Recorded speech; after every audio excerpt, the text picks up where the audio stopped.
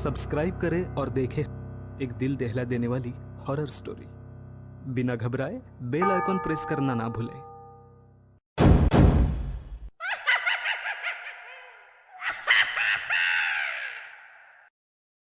इस कहानी के लेखक हैं धीरज कुमार सालुंके। रात के 12:30 बज रहे थे। कोल्हापुर में धाराशिव जाने वाली सीनियर कॉलेज के छात्रों की बस जंगल के रास्ते से गुजर रही थी। ट्रिप खत्म करके वे वापस धाराशिव आ रहे थे। दिन भर मौज मस्ती करने की वजह से सभी छात्र थक कर सो गए थे। दरवाजे की सीट के पास विकास सर और सुशील सर खर्राटे ले रहे थे। बस ड्राइवर विजय मामा भी नींद में बस चला रहे थे। उनके बगल वाली सीट पर प्यून पांडु मामा बैठे हुए थे कि तभी बस के सामने जंगली सुअरों का झुंड आया। विजय मामा ने बस जंगल में रोक दी। कुछ देर में जब रास्ता खाली हुआ तो बस फिर से चलने लगी। कुछ ही देर में विकास सर के पीछे ही दूसरी सीट पर बैठा श्याम नींद से जाग गया। श्याम की उम्र 21 साल थी। पढ़ाई में बहुत तेज था, लेकिन हमेशा अकेला रहने वाला। ना किसी से बनती थी, ना ही उसका कोई दोस्त था। वह दूसरी सीट पर अकेला बैठा हुआ था। सर, टॉयलेट जाना है। सर ने आधी आंखें खोलकर खिड़की से बाहर देखा। बस अभी भी जंगल में ही थी। थोड़ी देर बैठ जाओ, जब जंगल खत्म होगा तब मुझे उठा दो, मैं बस रोक दूंगा। वे बोले और फिर आंखें बंद कर सो गए। श्याम बस की खिड़की से बाहर देखने लगा और जंगल खत्म होने का इंतजार करने लगा। कुछ ही देर में जंगल खत्म हुआ और बस वीरान जगह पर आ गई। उसने विकास सर को जगा दिया और उन्होंने ड्राइवर से बस को रोकने के लिए कहा। जैसे ही बस रुकी, विकास सर बोले, किसी को टॉयलेट होना है तो अभी उतर जाओ, वरना बस सीधे धाराशिव जाकर ही रुकेगी। आवाज सुनकर पिछली सीट पर बैठा श्रीकांत नींद से जाग गया। विकास सर टॉर्च लेकर पहले बस से बाहर उतर गए। उनके पीछे पीछे श्याम और श्रीकांत भी उतरे और वो दोनों अलग अलग झाड़ी के पीछे टॉयलेट करने गए।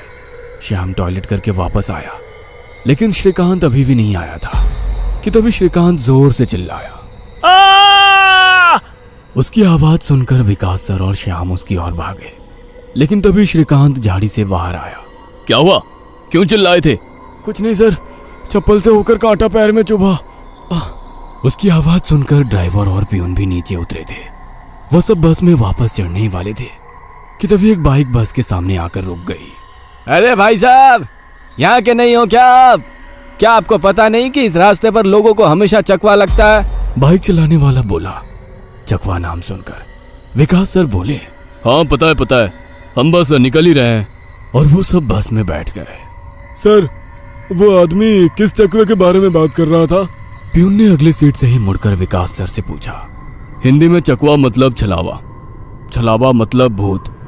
कहते हैं जो लोग रात में सफर करते हुए मरते हैं, उनकी आत्मा छलावा बन जाती है। छलावा रात को सफर करते हुए यात्रियों को पकड़ लेता है और उन्हें अपने गंतव्य स्थल तक पहुंचने ही नहीं देता। वो बस उन्हें उसी जगह पर घुमाते रहता है। कितना भी भाग लो या फिर गाड़ी तेज भगाओ, आप उसी जगह पर आ पहुंच जाओगे जहां आपको छलावा ने पकड़ लिया था। या फिर वो लोग रास्ते से भटक जाएंगे और उस जगह पहुंच जाएंगे जहां पर छलावा उन्हें ले जाना चाहता है, विकास सर ने बताया। इसके बाद ड्राइवर बोला, और यात्री रात भर उसी जगह पर बार बार घूमते हैं। वो तब तक रास्ता भटकते हैं जब तक सूरज ना उगे। जैसे ही सूरज उगता है, उनकी ताकत कम हो जाती है। मेरे कुछ ड्राइवर दोस्त हैं, उनको भी छलावे ने पकड़ लिया था। कहते हैं छलावा बस उन्हीं यात्रियों को पकड़ता है जो थके हुए होते हैं, क्योंकि उन पर हावी होना बहुत आसान होता है ना। फिर तो छलावा बहुत ही खतरनाक है। प्यून घबराते हुए बोला, अरे कुछ खतरनाक नहीं है, ये सब अंधविश्वास है। ड्राइवर जब थक जाता है तो रात में उसे रास्ता समझना मुश्किल हो जाता है, इसलिए उसे भ्रम हो जाते हैं और वो रास्ता भटकता है। इसे ही अनपढ़ लोगों ने भूत यानी चकवा या छलावा का नाम दिया है, विकास सर बोले। ये सभी बातें श्याम और श्रीकांत सुन रहे थे। नहीं सर, छलावे होते हैं और कुछ छलावे तो जानलेवा भी होते हैं। मेरे दादाजी को छलावे ने इतना परेशान किया था कि मरते मरते बचे थे। रात को जितने भी एक्सीडेंट होते हैं, उनमें से कुछ ना कुछ एक्सीडेंट छलावे के कारण ही होते हैं। वो रात के बेरहम शिकार होते हैं। यात्रियों की थकान और डर ही उनकी ताकत होती है। शिकारियों की तरह ही वे यात्रियों को डराते हैं, भगाते हैं और उनकी जान लेकर उनका शिकार करते हैं। हमें बस इतना पता चलता है कि कार एक्सीडेंट में उनकी मौत हो गई है, लेकिन मौत का कारण छलावा ही होता है सर। श्याम ने डरावनी आवाज में कहा। सर, इस का कुछ मत सुनो, इसकी बुआ राइटर है, उन्हीं से सुनी होंगी ये बातें। और राइटर लोगों का तो काम ही होता है बातें बनाना, उसी से तो उनका घर चलता है। पिछली सीट पर बैठे श्रीकांत ने कहा, श्रीकांत चुप हो जाओ और सो जाओ, उन्होंने डांटते हुए कहा। और उसके बाद सभी लोगों ने आंखें बंद कर ली और सो गए। कुछ समय बीता, शाम अभी भी जाग रहा था और खिड़की से बाहर देख रहा था। बस किसी जंगल के बीचों बीच से गुजर रही थी कि तभी उसने देखा कि रास्ते के किनारे एक बंद पड़ी चाय की टपरी है। लेकिन ये चाय की टपरी तो मैंने पीछे भी पहले वाले जंगल में देखी थी। वह मन ही मन बोला और खिड़की के बाहर देखने लगा। तब उसे पता चला कि वो तो वही जंगल है जो वीरान जगह से पहले आया था। वह भागते हुए ड्राइवर के पास गया। विजय मामा नींद में बस चला रहे थे, बीच बीच में आंखें झपका रहे थे। विजय मामा, बस कौन से जंगल में है? होगी किसी जंगल में। रास्ते में जंगल कम है क्या? नहीं मामा, हम वापस उसी जंगल में पहुंच गए हैं जहां पर बस के सामने जंगली सुअर आ गए थे। नहीं बेटा, तुम्हें कुछ तो गलतफहमी हो रही है। वो जंगल तो कब का पीछे छूट गया है ना। उनकी बहस सुनकर विकास सर नींद से जाग गए। क्या हुआ श्याम? सर, हमें छलावा लग चुका है। उसने हमें पकड़ लिया है क्योंकि बस वापस उसी जंगल में आई है जहां से पहले गुजरी थी। लेकिन विकास सर भी ड्राइवर की तरह उस पर विश्वास नहीं कर रहे थे। सर, अगर आपको मेरी बात पर यकीन नहीं हो रहा है तो बाहर देखो। अभी कुछ देर रास्ते के किनारे एक ट्रक दिखाई देगा जो एक्सीडेंट में पलटी हो चुका है। और कुछ ही देर में रास्ते के किनारे सभी को पलटी हुई ट्रक दिखाई दी। ये देखकर सभी हैरान हो गए थे। ड्राइवर ने भी मान लिया कि श्याम सच बोल रहा है कि तभी जंगल खत्म हो गया और बस वही सुनसान वीरान जगह पर पहुंच गई जहां पर वो कुछ देर पहले टॉयलेट करने के लिए रोक दी गई थी। ये देखकर सभी की आंखें फटी की फटी रह गई थी। विकास सर की तो बत्ती ही गोल हो गई थी। श्रीकांत पिछली सीट से आगे आ चुका था। सबके चेहरे का रंग उड़ गया था। बस अभी भी रास्ते पर चल रही थी कि तभी वो फिर से वापस वही जंगल में पहुंच गई। वह सभी जान गए कि उन्हें छलावा ने पकड़ लिया है। ड्राइवर कोई दूसरा रास्ता मिलता है या नहीं ये देख रहा था, लेकिन फिर भी बस वापस उसी जंगल में आ जाती थी।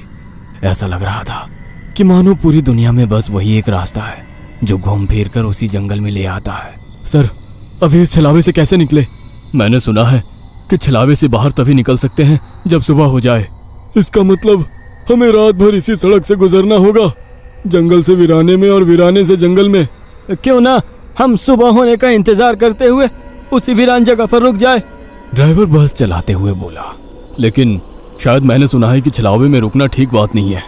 नहीं सर, मेरी बुआ ने बताया था कि अगर सेफ जगह मिल जाए तो रुकने में कोई परेशानी नहीं है। बस इतना ही पता है तुम्हें? और कोई तरीका नहीं है क्या? है, लेकिन वो अभी के लिए नहीं है।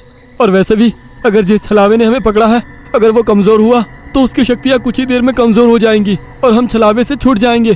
फिर वो छलावा हमें नहीं पकड़ सकता। इन सभी की बातें सुनकर सोए हुए सुशील सर जाग गए। अरे क्या हुआ? आ गया क्या मेरा बोरगांव? सुशील सर उबासी लेते हुए बोले। तभी सभी ने उन्हें घटी हुई घटना बता दी। यह सुनकर सुशील सर के तो मानो होश ही उड़ गए।